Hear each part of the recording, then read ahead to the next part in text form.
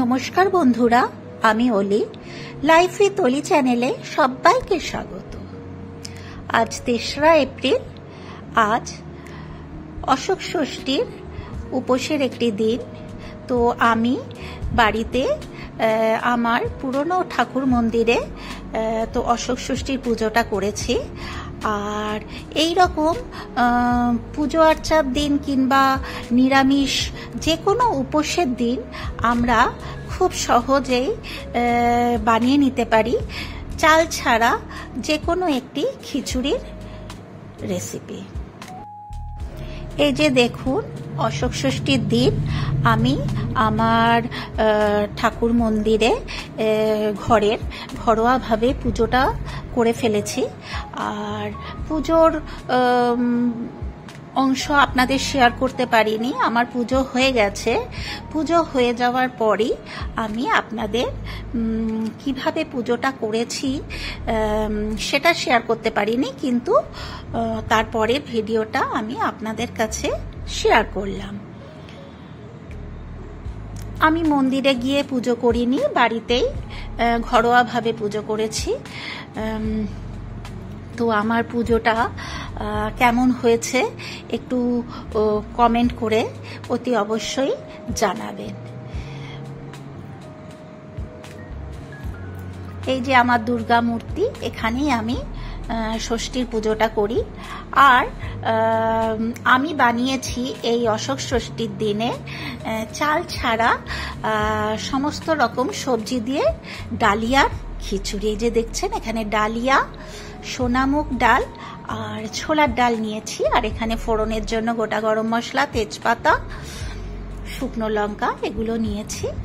তো আসুন দেখে নেওয়া যাক আমি এই সম্পূর্ণ নিরামিষ ডালিয়ার খিচুড়ি কিভাবে বানাচ্ছি।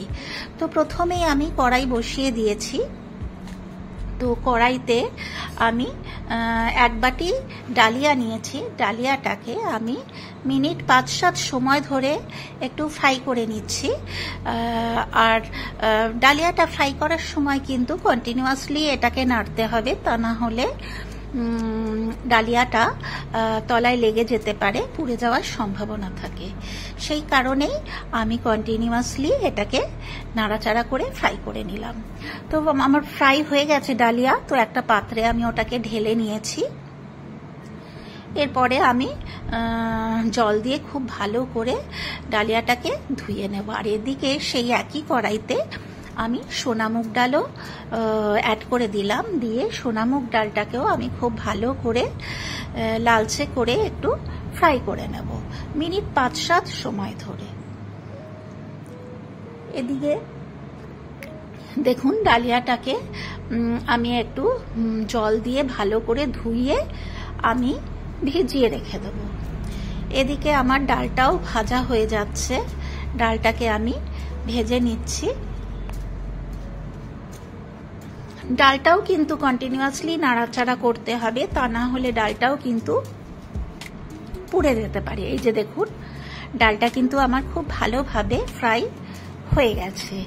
এরপরে ডালটাকেও আমি যে পাত্রে আমি ডালিয়াটা ধুয়ে রেখেছি সেই পাত্রের মধ্যেই ডালটাকেও ভালো করে ধুইয়ে জলটা ঝরিয়ে আমি ওই একই পাত্রের মধ্যে মিনিট 5-7 সময় ধরে ভিজিয়ে রেখে দেব। আমি 3-4 বার জল পাল্টে ধুয়ে নিয়েছি। এরপর আমি ডালটাকে ওই একই পাত্রে ঢেলে রেখেছি। আপনারা চাইলে আলাদা পাত্রেও রাখতে পারেন। তো আমি আর আলাদা পাত্রে রাখিনি, যেহেতু একসঙ্গে দুটো জিনিস সেদ্ধ হবে, সেই কারণে একই পাত্রে আমি ওটাকে রেখে দিয়েছি। এদিকে আমার কড়াই গরম হয়ে গেছে।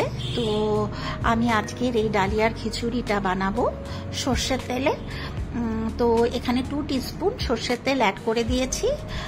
আর এতে আমি 5 ফোড়ন, শুকনো লঙ্কা, জিরে, আর গোটা জিরে আর তেজপাতা, গোটা এলাচ, দারচিনি, লবঙ্গ সমস্ত কিছু ফোড়নে দিয়ে আলুটাকে আমি অ্যাড করে নিয়েছি।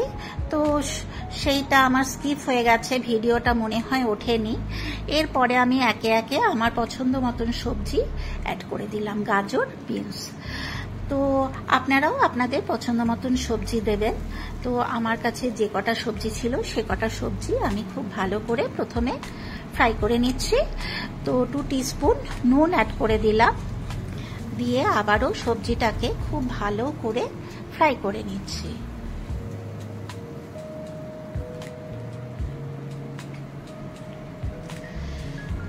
হলুদ অ্যাড করে দিলাম 1 টিস্পুন,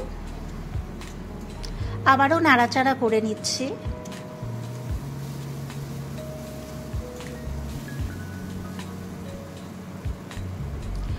সবজিগুলো আমার ফ্রাই হয়ে গেছে। এই সময় আমি 1/2 ইঞ্চি আদা গ্রেট করে দিচ্ছি গ্রেটারের সাহায্যে।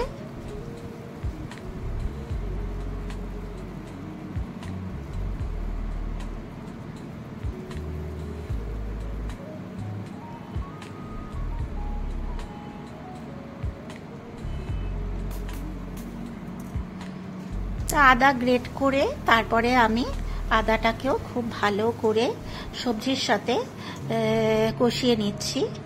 ততক্ষণ পর্যন্ত কষাবো যতক্ষণ পর্যন্ত না আদার কাঁচা গন্ধ চলে যাচ্ছে। এরপরে আমি জিরা পাউডার দিয়ে দিলাম 1 টিস্পুন।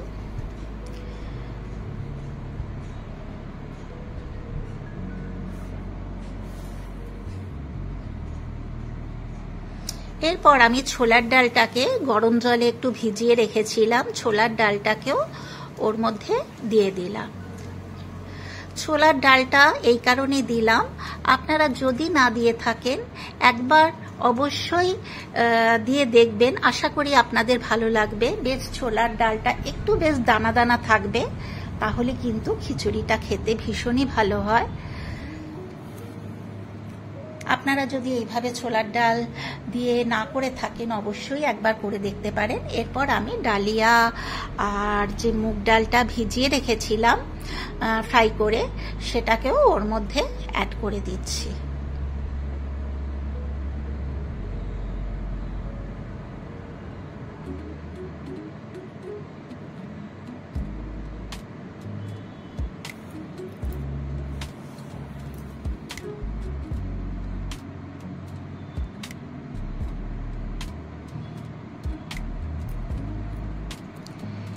এরপরে সবকিছু খুব ভালো করে সবজির সাথে মিশিয়ে নিচ্ছি।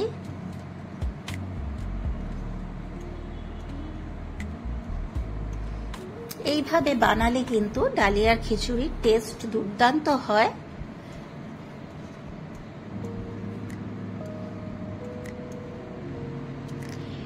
যখন সবজিগুলো আপনারা ভাজবেন তখনই কিন্তু আপনারা টমেটোটা অ্যাড করে দেবেন। আমি ওই সময় টমেটোটা দিতে ভুলে গেছিলাম, সেই কারণে আমি টমেটোটা একটু পরে অ্যাড করেছি। আপনারা কিন্তু সবজির সঙ্গেই টমেটোটা কষিয়ে নেবেন। এই যে দেখুন, আমি এই সময় টমেটোটা অ্যাড করে দিলাম আর দিয়ে দিলাম 3-4টে কাঁচা লঙ্কা। উপোসের দিনে কিন্তু এই রকম ঝাল ঝাল খিচুড়ি হলে ভীষণই ভালো লাগে। আপনারা যেমন পছন্দ করেন সেই রকম ঝাল মিষ্টি দেবেন। আমার একটু ঝাল মিষ্টির সমান হলেই যে কোনো রেসিপির টেস্ট দুর্দান্ত লাগে, তো সেই কারণেই আমি একটু ঝাল ঝাল করেই বানিয়েছি।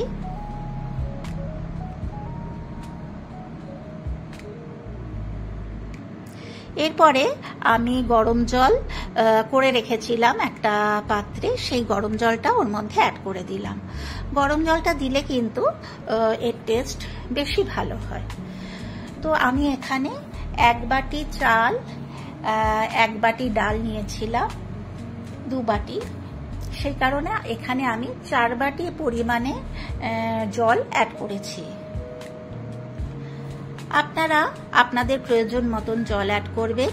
এরপরে যেহেতু খিচুড়ি একটু ঝাল মিষ্টি হলেই ভালো লাগে, সেই কারণে আমি এখানে 2 টিস্পুন চিনি অ্যাড করে দিলাম। মিষ্টিটা অবশ্যই আপনারা আপনাদের পছন্দ মতন দেবেন, আর যদি অপছন্দের হয় তাহলে ওটা স্কিপ করতে পারেন। তবে খিচুড়িতে কিন্তু মিষ্টিটা দিলে এর স্বাদ বেশি ভালো হয় বলে আমার মনে হয়। হাফ টিস্পুন ঘি অ্যাড করে দিলাম। এরপর ঢাকা চাপা দিয়ে এটাকে সেদ্ধ হতে দিচ্ছি। মিনিট 7-8 সময় পর্যন্ত, 7-8 মিনিট পর ঢাকা চাপা খুলে দিলাম। তো আমার ডাল, ডালিয়া, সবজি সমস্ত কিছুই কিন্তু খুব ভালোভাবে সুসেদ্ধ হয়েছে। তো এরপর আমি গ্যাস বন্ধ করে এটাকে স্ট্যান্ডিং টাইমে কিছুক্ষণ ঢেকে রাখবো, তাহলেই কিন্তু আমার এই ডালিয়ার খিচুড়ি একদম ঝরঝরে হবে আর খেতেও কিন্তু ভীষণই ভালো হবে বলে আমার মনে হয়। শেষে আমি আবারও 2টো কাঁচা লঙ্কা মাঝখান থেকে চিড়ে দিয়ে দিলাম, এতে কিন্তু এর টেস্ট দ্বিগুণ বেড়ে যাবে। আবারও ঢাকা চাপা দিয়ে দিলাম। তো আমার ডালিয়ার খিচুড়ি কিন্তু অলমোস্ট ডান। একটা পাত্রের মধ্যে আমি সার্ভ করার জন্য নিয়ে নিয়েছি। সঙ্গে পাঁপড় ভাজা, চিপস, আলু চিপস, আলু ভাজা আমি নিয়ে নিয়েছি। এই উপোসের দিন কিংবা যে কোনো নিরামিষ দিনে যদি আপনারা চাল ছাড়া এরকম ডালিয়ার খিচুড়ি করে থাকেন তাহলে কিন্তু ভীষণই ভালো হবে। তাহলে আমার আজকের রেসিপি যদি আপনাদের ভালো লাগে অতি অবশ্যই একটা লাইক, শেয়ার, কমেন্ট করে দেবেন। আর যদি আরও ভালো লাগে আমার মতন করে এইভাবে একবার বানিয়ে দেখবেন, আশা করি আপনাদের ভালোই লাগবে। আর শেষে আমি সন্ধেবেলার দিকটায় আমার নতুন সিংহাসনে আমি ঠাকুরকে নিয়ে এসেছি। তো কেমন লাগলো অতি অবশ্যই জানাবেন। তাহলে আজ এই পর্যন্ত। এরপর আমি হাজির হব অন্য কোনো দিন অন্য কোনো নতুন ভিডিও নিয়ে। আপনারা সবাই সুস্থ ও ভালো থাকবেন। ধন্যবাদ।